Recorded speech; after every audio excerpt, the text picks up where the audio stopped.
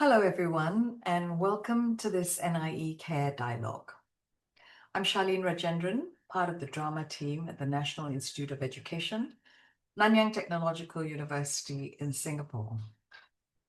The NIE Centre for Arts Research in Education, or CARE, is a research centre based in the Visual and Performing Arts Department, which generates, collects, and disseminates high-quality research that promotes education in and through the arts. In this series of dialogues with applied theatre and drama education scholars and practitioners, we explore questions that deal with the importance of the arts in developing justice, hope, and creativity. We also consider what it takes to engage meaningfully with difference and change. The speakers, Selina Busby, Kelly Freebody, and Molly Mullen, are internationally renowned thinkers and leaders in the field of applied theatre and drama education. They will explore ideas about how to deepen scholarship and enrich art making in varied sectors of community and across boundaries of culture and location. They collaborate with multiple stakeholders in their research and practice, generating interdisciplinary approaches that spearhead how the arts, especially drama, enhances socio-emotional literacy, criticality, and well-being. In these dialogues, they articulate some of the primary motivations for their work, specific areas of focus, and emerging questions about what else is needed in the field. They offer valuable research frameworks and examples from their practice about some challenges and opportunities of working in multimodal and intercultural spheres. We invite you to listen to the dialogues with the individual speakers, as well as a joint dialogue where we explore ideas that emerged in the individual conversations and warrant more attention. We hope this will offer a valuable resource in your work as a scholar, educator, student, practitioner, or audience member. Now on to the dialogue with Kelly Freebody, who is professor at the University of Sydney and head of school for the Sydney School of Education and Social Work in the Faculty of Arts and Social Sciences. Kelly's research merges her key interests in drama, education, creativity, and social justice, dealing with issues such as mental health, citizenship, and inclusion. It seeks to develop theoretical and practical understandings of the ways in which drama, of, for, and about social change operates in a variety of institutional and educational settings. Using innovative methodologies drawn from the fields of critical policy studies, ethnomethodology, sociology, and education, Kelly's work aims to provide new perspectives for researchers and practitioners in applied theatre, drama education, and creativity education. In this vein, her teaching focuses on creative and critical pedagogy, school community relationships, and pedagogies of hope. I've had the pleasure of working with Kelly on a co-edited publication, The Routledge Companion to Theatre and Young People, and enjoyed conversations with her about thought leadership and the challenges of navigating through policy and ethics in rapidly changing contemporary contexts. Questions often emerge of how to inspire action and nurture dynamic imagination in relation to generational change and systemic imbalances. Kelly's work inspires critical reflection on how to engage in long-term research that apprehends the complex landscape of applied theatre and drama education across diverse contexts, what it takes to grapple with notions of power and equity when examining how the arts engages learners in reviewing assumptions and unlearning prejudice. So thank you very much, Kelly, for taking time to share your thoughts with us and examine ideas that are critical in your research and practice. Okay, Kelly, you've been doing a lot of work that is consciously paying attention to the notion of social justice and social change and questions around why that is a difficult and complex thing to even approach. So how is it you look at social change, social justice, what is the notion that you are working with when you use those terms? Yeah, that's a really central, important question that we do not ask ourselves anywhere near enough. And I think when I think about a concept like social justice, as an idea, as a phrase, not as an idea actually, as a phrase, it is used constantly. Social justice, social change, social action. These are words that are used all the time, right? But they're what Miranda Jefferson and Michael Anderson term aerosol words, right? You say them around, they smell good, try to grab them, there's nothing actually there. Yeah. The term social justice has been used in the last 50 years from everybody from, conservative churches through to radical politicians. And there is this assumption that we know what it means, but actually not necessarily. This is where I think work that genuinely offers people a framework for structuring the foundations of these big aerosol concepts can be really useful. And everybody's kind of got their own, but I would encourage people to really ask themselves that question. When I use the word social justice, whether I'm at a dinner party or I'm writing an academic paper, what do I mean? What does that actually look like in terms of some sort of tangible thing? I use the work of Nancy Fraser. Okay. She has a fantastic, I think it's a book chapter actually that she wrote in about 2009 called Reconceptualizing Justice, or Conceptualizing Justice in a Globalized World, it's called. She talks about three kind of elements of social justice. She talks about it as an issue to do with distribution and redistribution, right? This is everybody would understand this, right? Distribution of wealth, but you can even go further, particularly in today's societies when you think about communities that are living in precarious situations. Distribution of medical services, distribution of public transport, right? Access to work, distribution of work and access to good jobs and good employment, these sorts of things. So the tangible distribution and redistribution of things that are important to our lives. There's one way of thinking about it. The second one is a sort of what she terms a recognition approach. This is what we might consider to be identity politics, right? So when we think about something like the rights for gay people to marry in Australia, right? It may not have a distribution sort of element to it, but it is considered a social justice movement, right? And because it's about how people get respected, respect in society. So recognition and respect, I guess, as a social justice idea. And then the last one is a really interesting one, and this is what she terms representation, because it's particularly interesting because it asks that it forces us to ask ourselves, who are we actually talking about here? When we are talking about, here's a good example, when we're talking about distribution, right? When I'm sitting here talking about a social issue, or I'm hearing a politician talk about the need for children not to live in poverty, often they're talking about Australian children, if they're Australian politicians. They're talking about the need for them to make policies that allow Australian children not to live in poverty. The minute we start talking about children in Africa, we start talking about charity instead of justice. Right? So it's a social justice issue here when we're talking about it, and it's a charity issue over there. And that speaks to who is represented when we are talking about justice.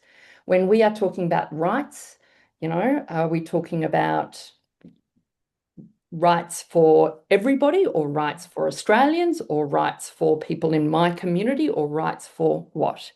And so that's an area that's the sort of framework that I use when I'm thinking about social justice. And what that allows me to do is, if I'm looking at a piece of work, or if I'm talking to students, or if I'm thinking about a particular topic, I ask myself, what sort of justice am I talking about here?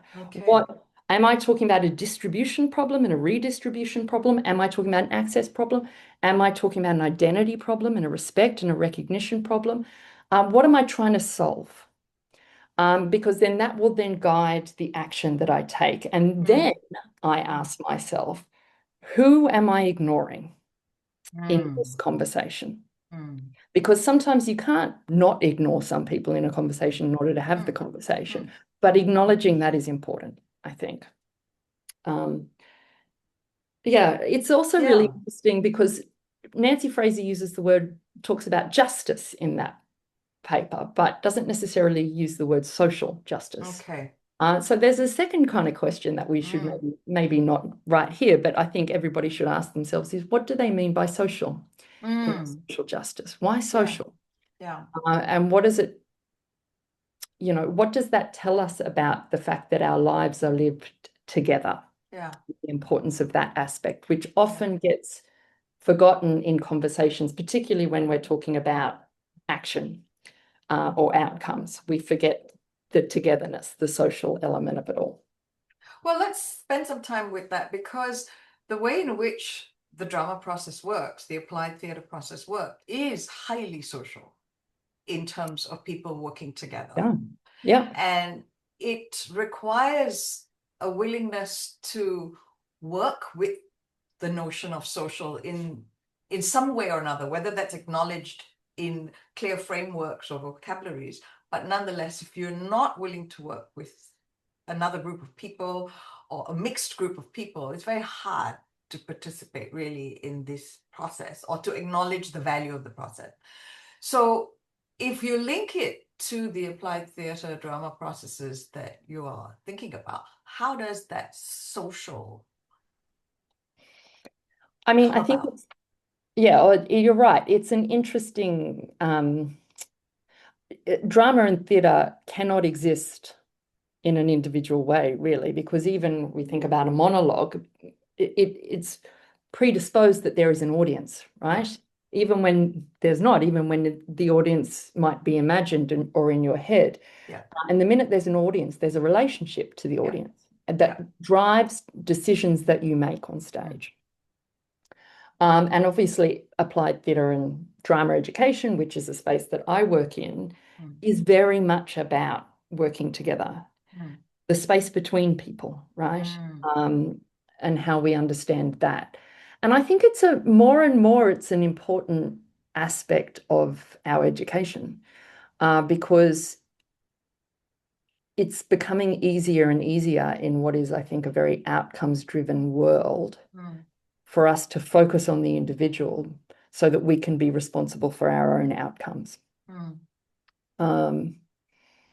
That discourse is coming up so often. That sort of, we are increasingly taught as from children onwards that we need to rely on ourselves for our own outcome. And the more that we believe that, and the more that we live that, the less we will allow other people to rely on us, and the less we will be willing to give. And the more we will be likely to blame others for their own circumstances and let the sort of structural elements of society not have to take responsibility for the world that we've created or it's created. So I think that the importance of bringing people together in drama or through drama, working towards a shared purpose, right? The creation of something creative. It's a difficult thing to do with people, but it's a shared purpose, I think is incredibly powerful. And when we think about that recognition and respect thing, really relies on that. Relies on us understanding each other, being willing to work together, being willing to, create together, which is a process of negotiation and a compromise and, And I think what you're saying about the relationship aspect, right? That it is constantly changing. There isn't a kind of fixed notion of or contractual notion of how this relationship is going to be, and these are exactly what's going to happen. Because you have to deal with the fact that people are changing, situations are changing, and the applied theatre drama education process is meant to take that on rather than leave that out. It celebrates it. Yeah. Right? Like it is messy. Yeah. And that's great.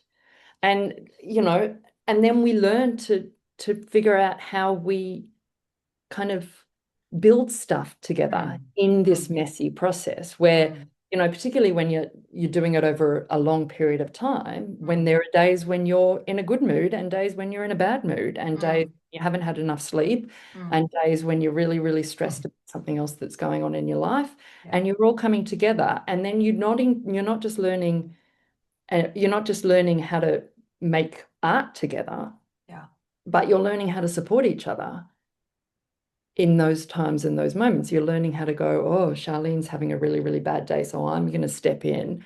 And then Charlene's learning that it's okay to have somebody, build a soft space around you for a little while if you're having a really bad day, that you can rely on the people around you. Yeah. It's interesting how we tend to kind of almost discount these tiny moments as not important, but actually it is the building of these tiny moments over, years that actually shape us and teach us what to expect of other people. Yeah. I always say to my students that are training to be teachers, that are learning to be teachers, you can have all of the grand ideologies. You can have all of the right reasons for deciding to become a teacher and showing up in the classroom to work with young people.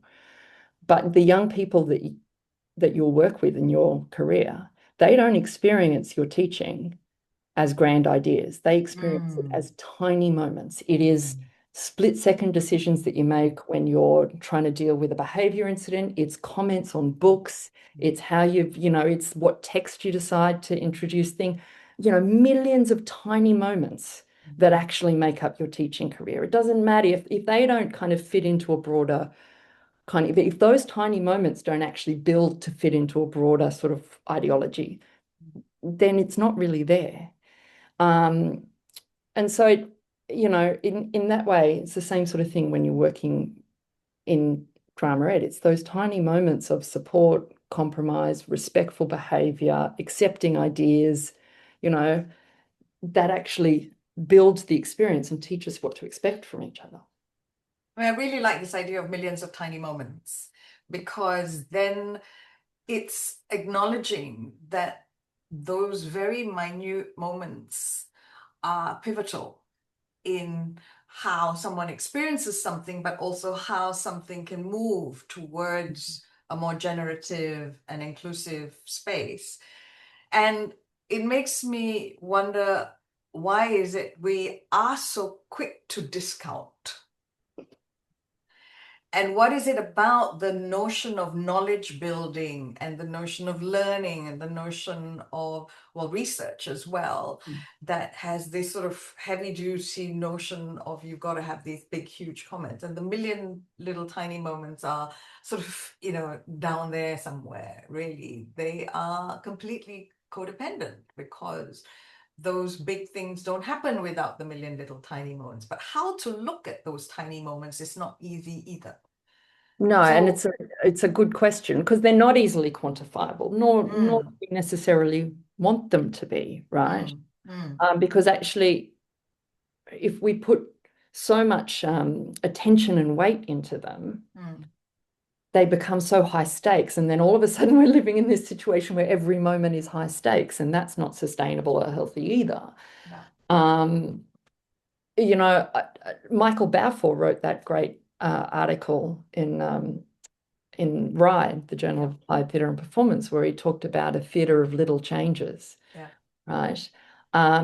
Which I love, but it's really, I think one of the issues is that we do live in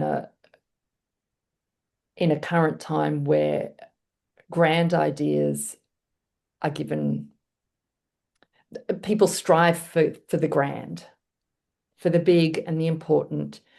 And applied theatre is a field that needs to sustain itself through funding and through grants, and therefore there's a tendency to claim the grand, right? So, and because we believe what we're doing is important, and somehow to get that story out there, it needs to become bigger than it is. Yeah. So I think that the quiet, moments get lost easily. I also think that they're deeply personal in some ways. And so, That's true. and so maybe it's not so much about trying to claim them so much as trying to teach people or encourage people or give people space to reflect on them and think about them themselves. We don't give a lot of that space at the moment in schools, particularly. I mean, kids just aren't given opportunities to reflect. No one is. I mean, I work. Not just kids. No, not just kids. I was in a staff meeting recently with some early and mid-career scholars in the academy, in the university, talking about research. And that, you could see the pressure that these people are under to produce research to continue their career. Even though they've got tenured jobs, even though they've got good jobs, there is this performance management sort of culture, I guess. Yeah, the culture of performance management where every year you have to have deliverables means there's very little time for slow contemplative work. When do we slow down? And not even actually slow work, just moments where we're not running so hard. It's one thing to say, I'm going to do a sprint to get these 4 things that I'm working on over the line, and that's going to feel really good. And that's great. But if we're going to do that, we actually then also have to have the balance where we have the months where we're not really doing anything, maybe working 3 hours a day. If we're going to be working 18 hours a day, in October to get things finished by the end of the year, let's work 2 or 3 hours a day in January to kind of provide some sort of a balance. Not everything always has to be checks and balances. We're constantly, but there just does have to be a rhythm to our lives that isn't on a treadmill all the time, or we'll burn out. And you raise a really important question about how the work has to provide a certain kind of legitimacy and validation of its own apprehension through the big words and the big notions and the relationship to big ideas, but it has to sustain in order to mature and become deeper. And that contemplative space that you talk about comes by making a conscious choice to recognize what is needed for the deep work to occur. And when you're thinking about then how to position or work through how to balance out what a project needs, what a research project needs, what a knowledge building process needs in relation to the people who are making it happen and the platforms that are likely to receive it, support it, fund it, and allow it to take place. That's a whole realm of thinking that has to go into place. Yeah. How are you doing that? Because, it's complex stuff. It is incredibly complex, and yay for it being complex. Like that, I think that's wonderful.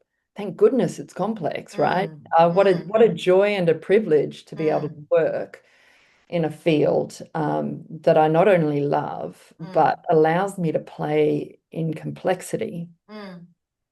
And allows me to not be right all the time and not know the answer. And there's that wonderful Andrew Bevell quote, which I'm not going to remember correctly, but it's something along the lines of, as you get older, people kind of still a sense of expertise in you and you're expected to know things. He said, but I don't want to be the one that knows things. I want to be one finding out, right?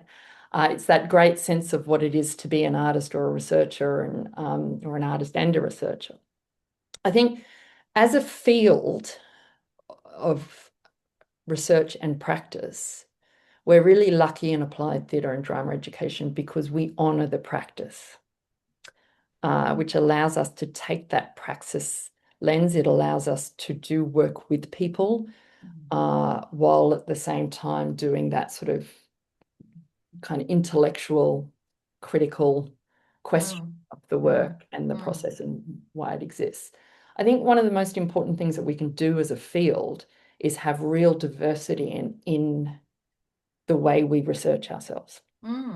I think what that allows is it allows one individual person to look across a field of study and have the opportunity to do several different things.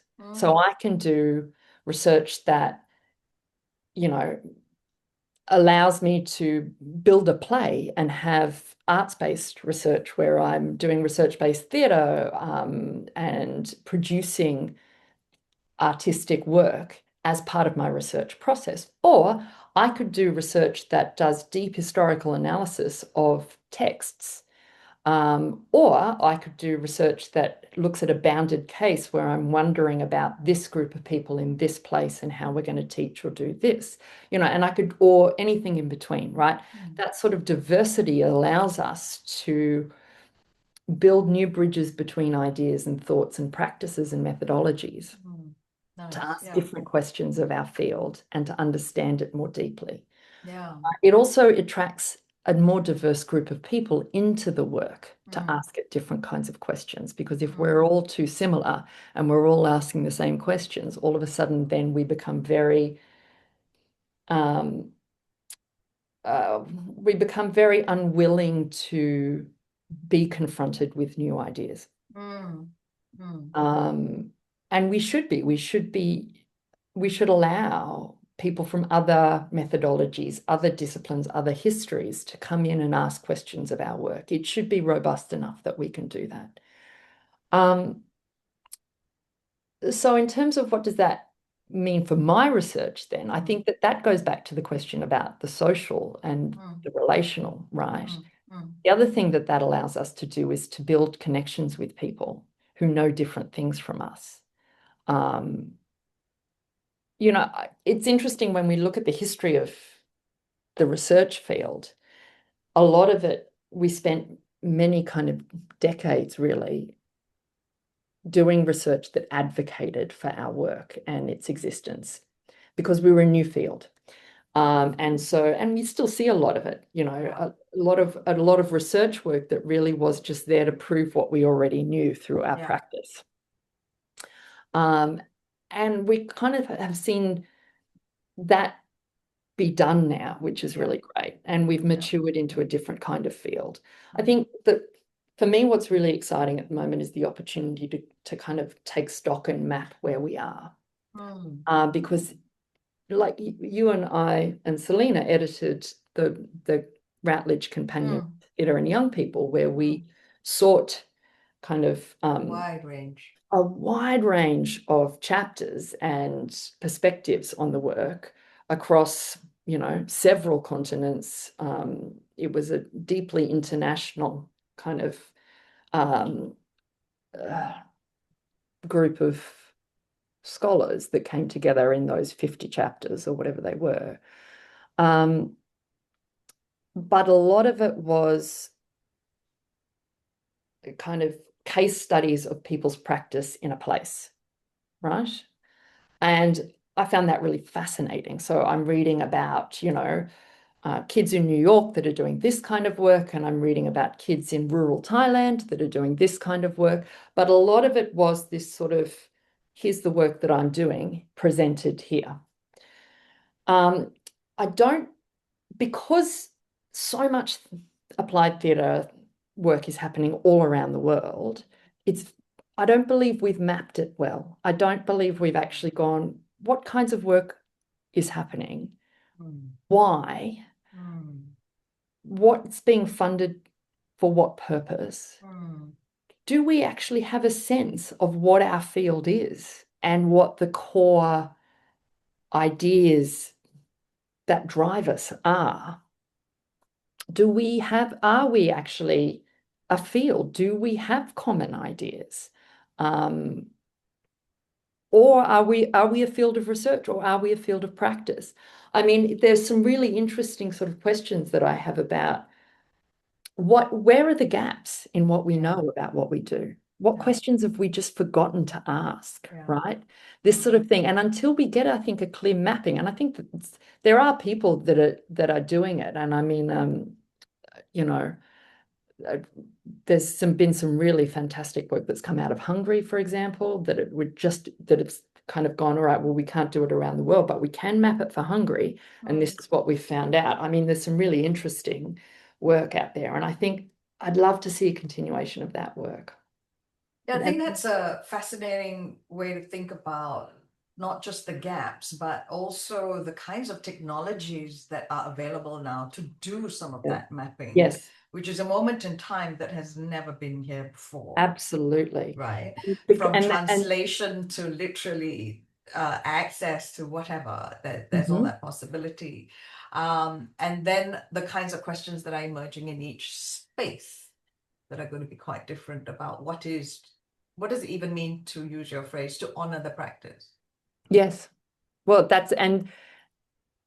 and what do we agree on and what don't we agree on as a field of study? I think that would be really interesting because there's been, like you say, it's a moment in time. It's a moment in time when we can get perspectives outside of kind of what has been a very English-centered, Western-centered dialogue about the importance of our work. So I think that would just be really, really interesting. And I think then we can bring to bear some real critical questions and perspectives on how we use words like social justice, creative play, right? Things that have become effectively aerosol terms, right? Learning. Things that we assume everybody, well, firstly, we assume things are unproblematically good, right?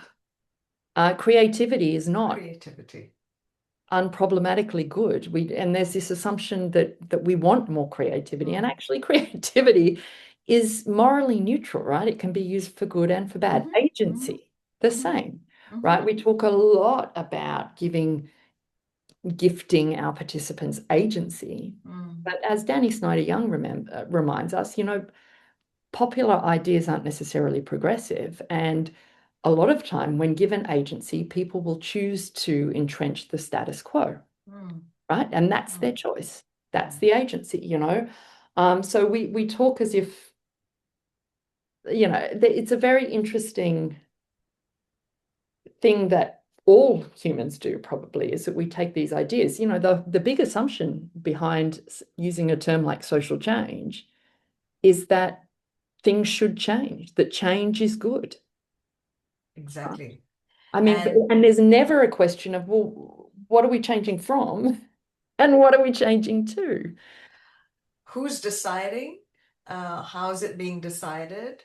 Exactly. And also, at what point are we reviewing and stock taking and kind of asking ourselves whether or not this change has provided what it was supposed to provide? Because that's another assumption as well, that this is going to fix that and that's going to fix something else, and so all this fixing is going to happen. Particularly the question of who decides, who gains from the change, right? And it's the intersectionality of any change, right? Because almost every change will be good for some people and not good for others. But then all changes will have some sort of consequence, right? And some of them may be unforeseen. So it's an interesting sort of, I think once we start to map and have those conversations more, we can start to actually kick around some of these ideas and go, what do we actually mean? What does that look like? Do we have frameworks for understanding how this operates? When we talk about play, creativity, agency, change, learning, terms we hear all the time, community. I mean, there's been a lot of work on the dark side of community, right? Yeah. Because the minute you build community, you are excluding someone. Communities exist by virtue of the fact that they are exclusive. Yeah. And what emerges when other languages literally come into play, and these terms are then either challenged or nuanced by problematic histories of use in different cultures and contexts, and then how that begins to inform the way the drama space or the applied theatre space responds, because the response is crucial to what happens next. And it's Yeah. not just the initiation and the invitation, but the ongoing relationship, to come back to that word of ongoing relationship, and what happens, whether it's in policy or whether it's in the personal.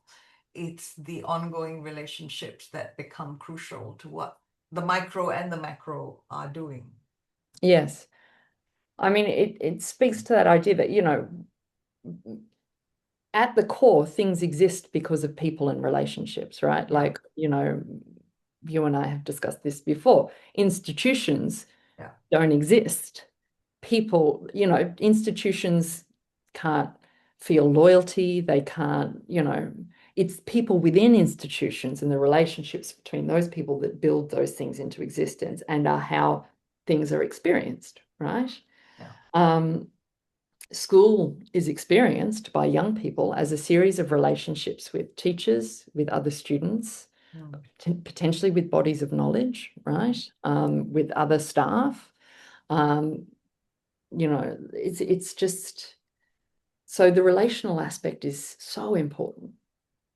And what is it that enables you to keep going in this process of working through these intricacies, working with institution, working with colleagues as practitioners, working with students? What is it that underlies all of it to allow the experience that you've had of drama education and applied theatre to hone your practice? Several things. I mean, I don't think there's ever one. I mean, probably there are things, people for whom there is one answer to that question. For me, several things. Okay. I became a teacher because I love the idea of being a teacher. I like the idea of work being in service. And I believe teachers are service workers, right? We are in the service of our students. And we work in the service of our students. And that's a vocational life that appeals to me because of my personality. I've stayed working in education because I love building relationships with people. And at its core, it's a relational job. Teaching happens in the space between people, right? Yeah. And that's a very rewarding space for me because it's different for everybody. Okay. And I like that. I like that Yeah. it's not boring. I like Yeah. that it's always a puzzle. And I love the research mainly because of the people that I get to work with. I've made decisions in my career literally based on who it is that I want to be in a room with working, and that's been an incredible privilege to be able to do it. And decisions that I've never regretted. I also really love the complexity. I love playing in that messy space. I love the fact that as a researcher, I'm not supposed to know. That I actually can spend some time not even really finding out, wondering, right?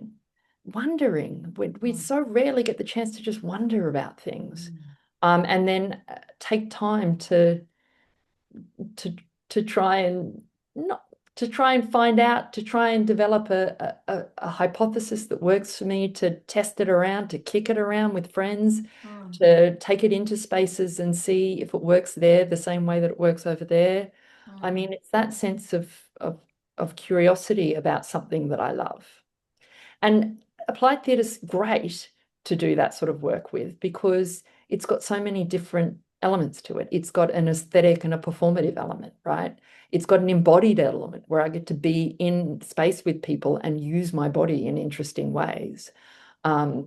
It's got an intellectual element, obviously. It's got a storytelling and a narrative element where we get to tell stories with each other and find out what makes us happy or sad or interested. It's got an emotional element, right? And then it's got a really profound, if not sometimes overstated, but a profound sort of social justice element where we are wondering, could we bring this art form and this way in working in this process into a space where, like a prison, and does it help?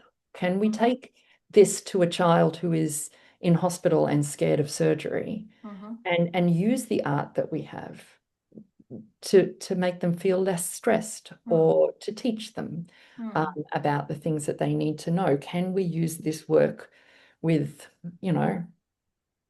14-year-olds who live in remote Australia to help them get more confident in their schoolwork? Like, there's so many questions that we can ask. And that's a profound privilege to be working in that space too, I think. Nice. And that raises so many questions about how to then navigate through the precarity of it, because there are ethical issues that emerge when working through these diverse spaces and people and situations. And there are also questions in terms of the ethics of what you talked about earlier, a kind of representation and an awareness of what kind of representation is happening, what kind of respect and recognition then and distribution, to use those three words as vocabulary that are useful in thinking these things through. And how the dynamics of play, because as you're talking, it's curiosity, but it's also a great sense of play that is allowed to happen through the relationality, but also through the inquiry. The inquiry is itself a space of play, right? It's sort of open to all deep those joy, right? Yeah, deep joy. Yeah. So thinking through the ethics of it, what serves as a way in which you are able to work through these details? So I think for me, this is a really hard time for many because it is very scary to be wrong in these spaces. Yes. Increasingly. Yeah. Increasingly scary to be wrong in these spaces. For a bunch of reasons, not just for the damage that we can do as privileged people with privileged voice and privileged rights, but also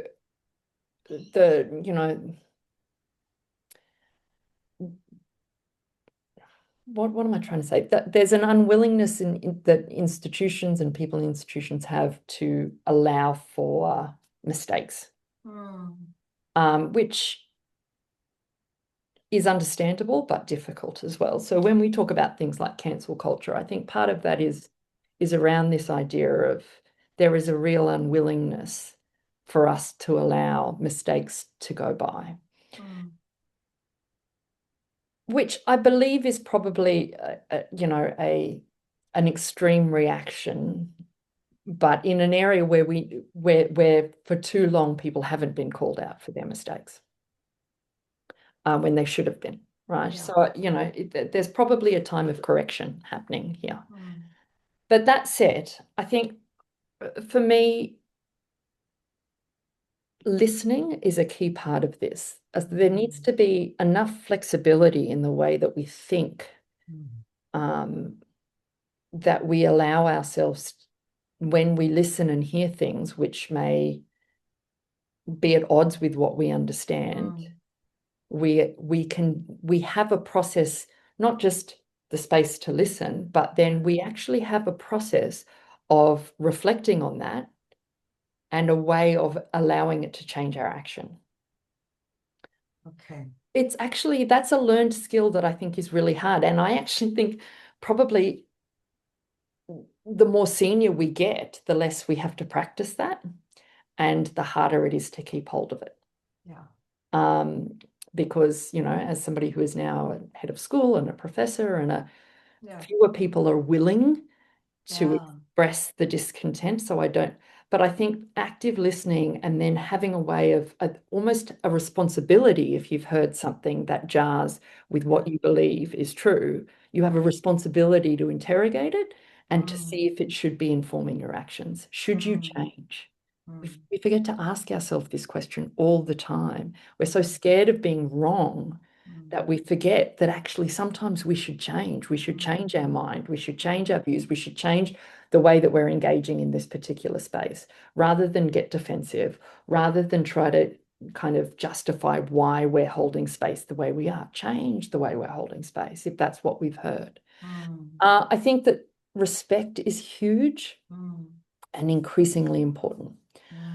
Respect allows us to give each other the benefit of the doubt,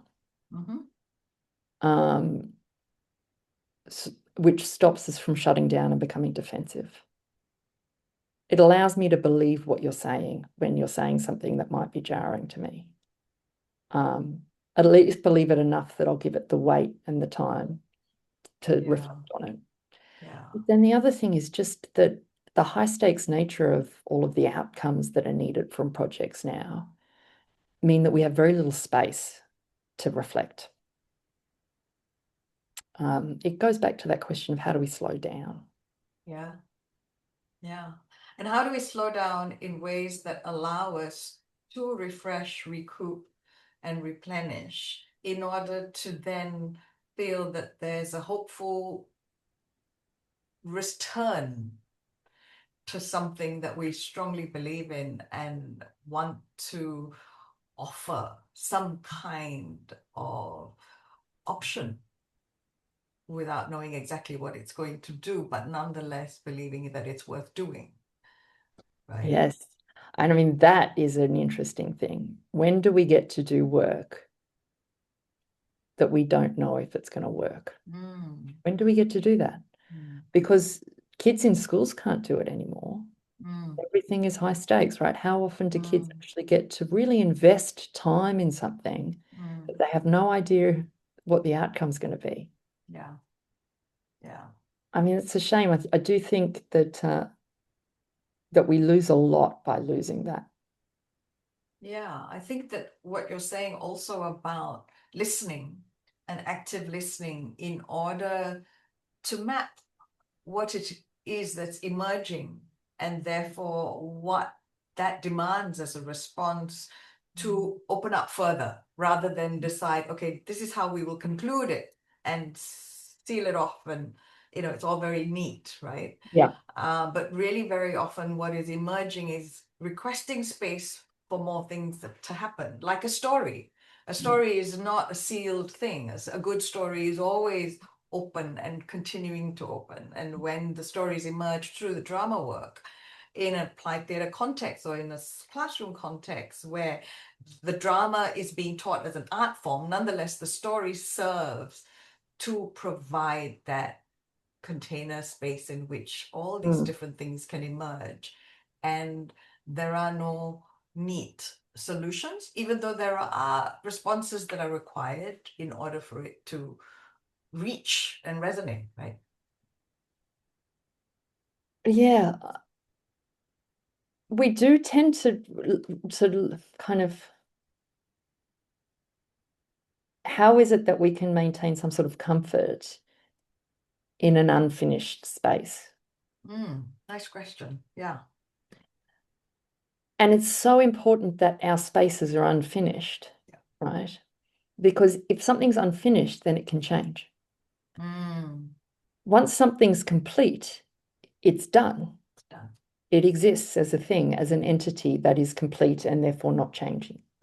Whereas unfinished things change.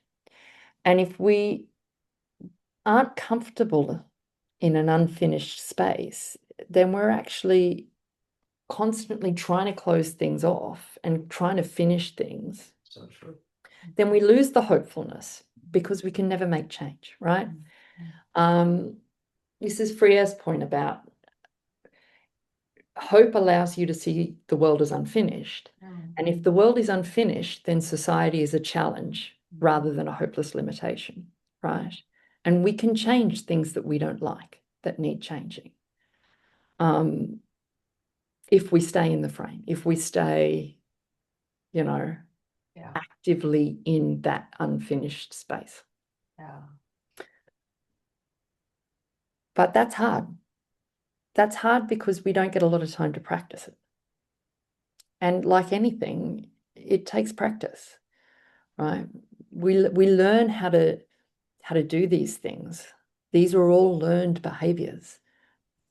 And we've stopped teaching ourselves, I think. Yeah, and I'm tempted to bring it back to why that is an important part of being just, of a certain fairness to people who are having to cope with all the challenges that we have to, students, teachers, researchers, etc.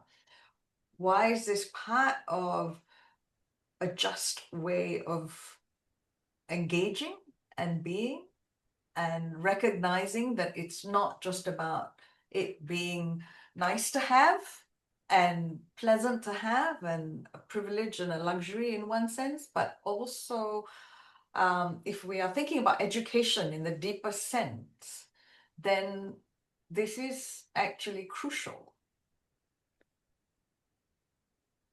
Yeah, I mean, I go back to that idea of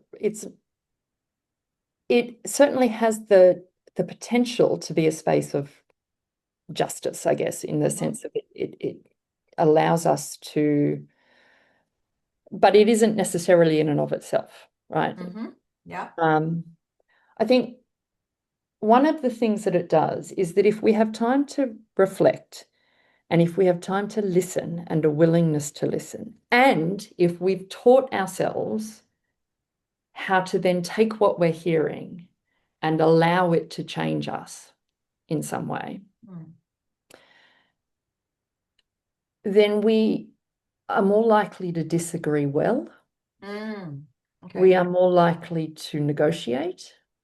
We are more likely to be curious about where our thoughts come from and whether they're useful or whether they could or should be different.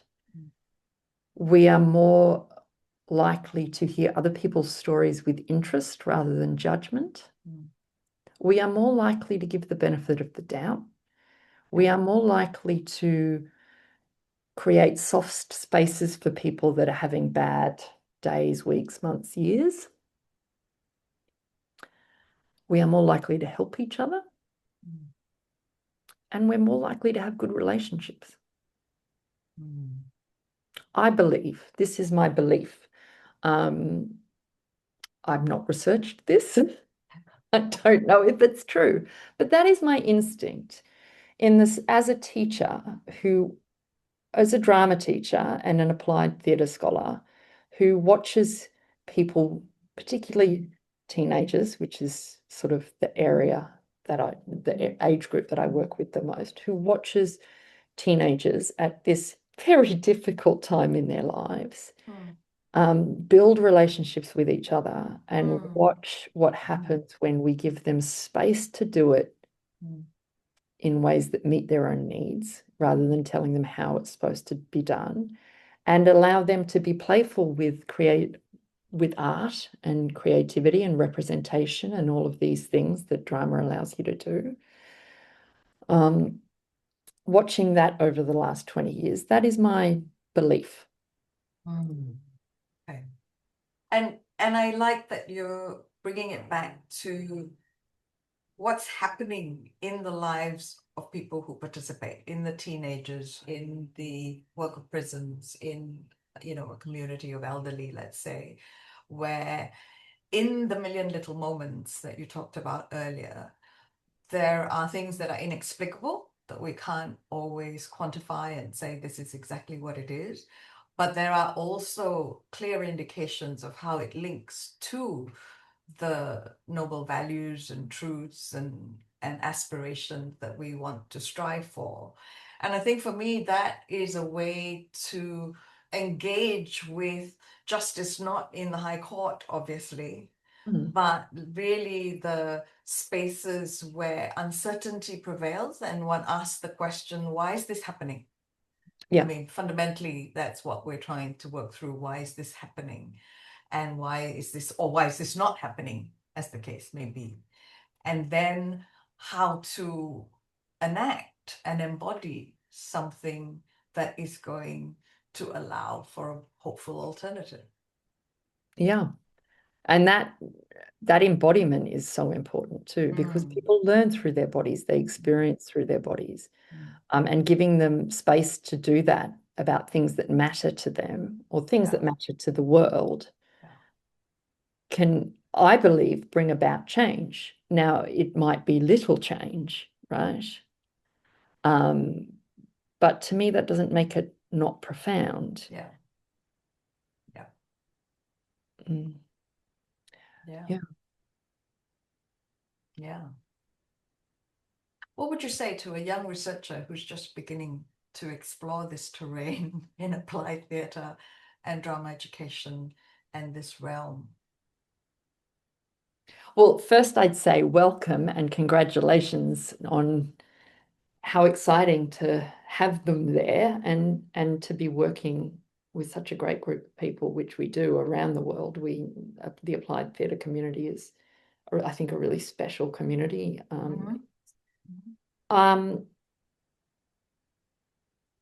What would I say to them?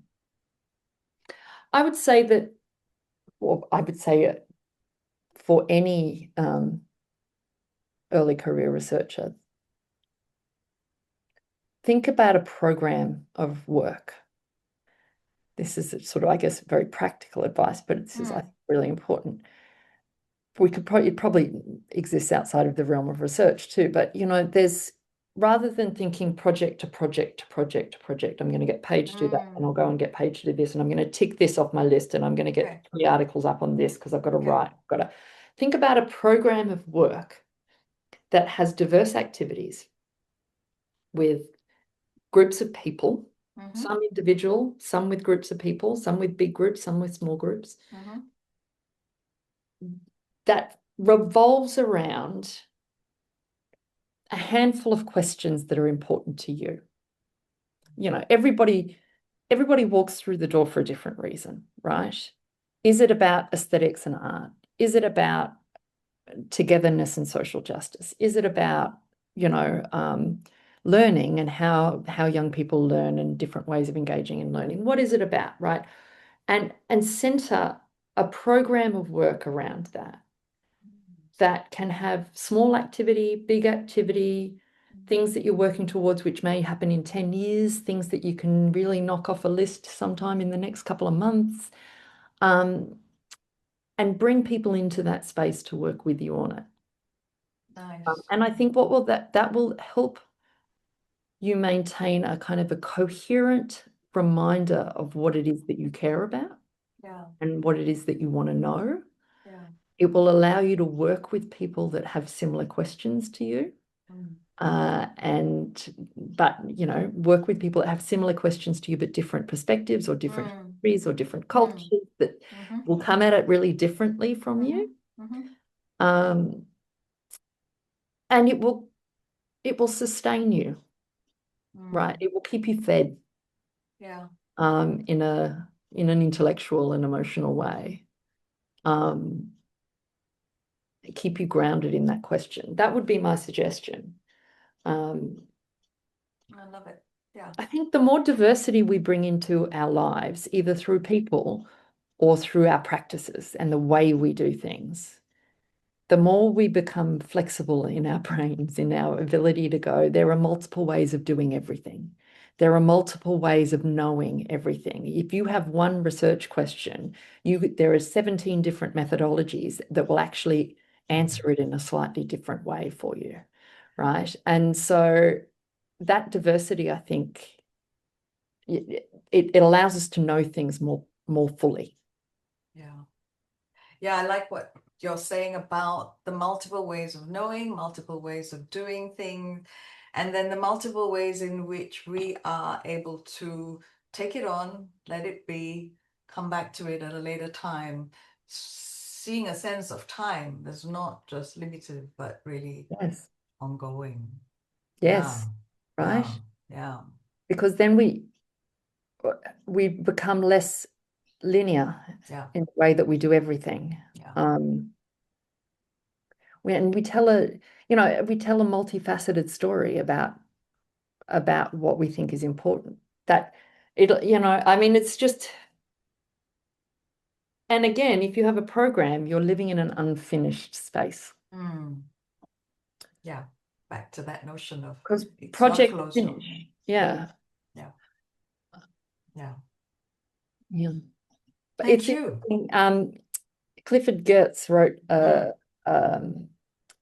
gave a lecture in the 80s, back in the 80s, called The Uses of Diversity, where he talks about this. He talks about, and for people that, Clifford Geertz is an anthropologist, and he talks about how there's this great line where he says, diversity, like nostalgia, is not what it used to be.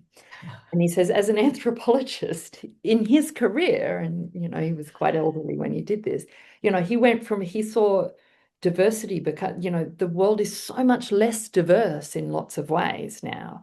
Like when he started, there were multiple places in the world with kind of tribes that had, no contact with the outside world, like because travel was harder and because of all these things, there were pockets and there were places in the world that were really, really, really different from each other.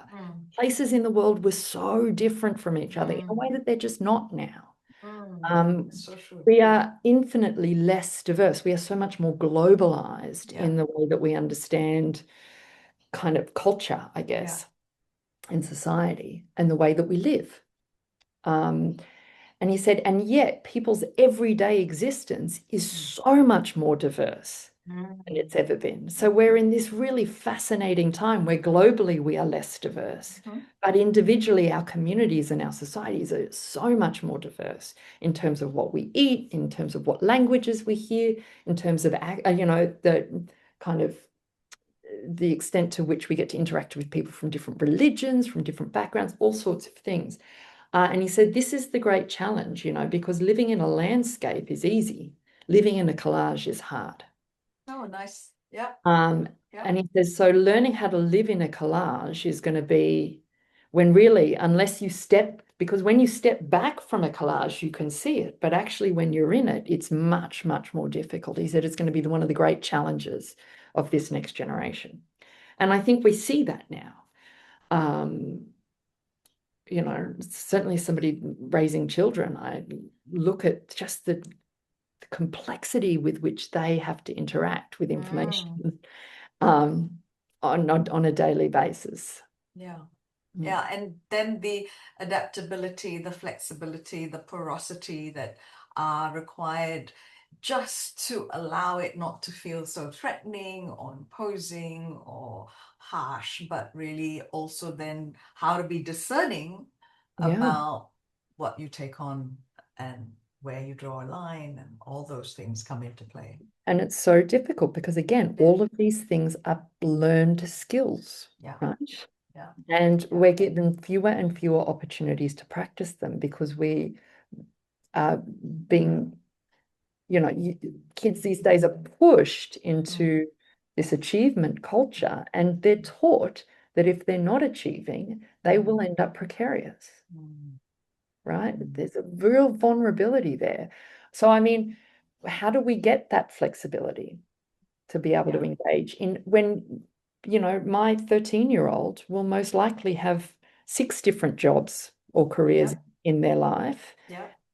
And over half of them don't currently exist. Yes. And right, so how do we allow them the flexibility they're going to need to be able to adapt to those situations? But also, how do we teach them, how do we give them opportunities to learn to have hope, right? When there are some pretty kind of damning discourses and the future is not a hopeful place for a lot of our young people.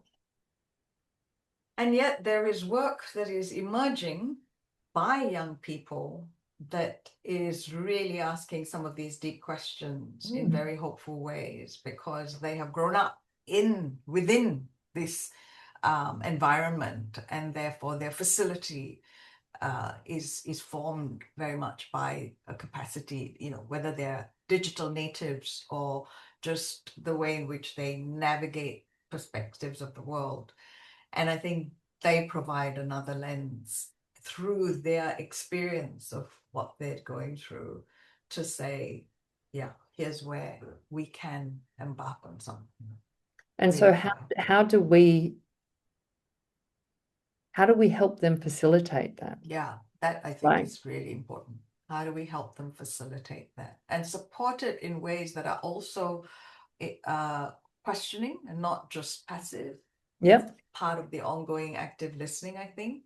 And in a way, coming back to what you're saying to the young researcher, how does it become a program as well? Because Yes. their lives are involved, right? And how do you work through your stories, your aspirations, and your capacities to be and belong and become through that process of ongoing negotiation. And understand how your strengths and weaknesses will need different, Definitely. understand your strengths in that program, but also then be actively seeking out what we need, what skills you need to keep learning and keep wondering.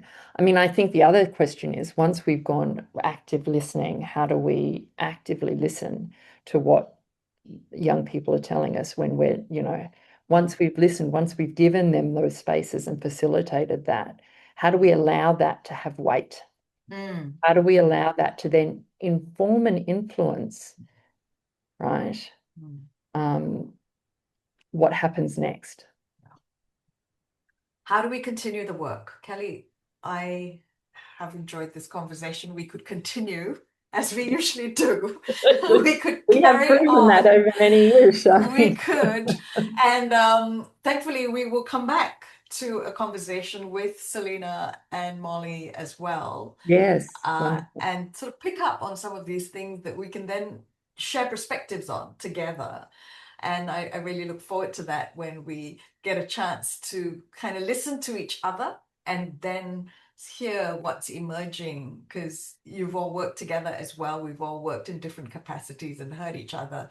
But then how do we kind of find interesting ways to weave the thread or even start new mosaics and start new collages, as it were, in the thinking.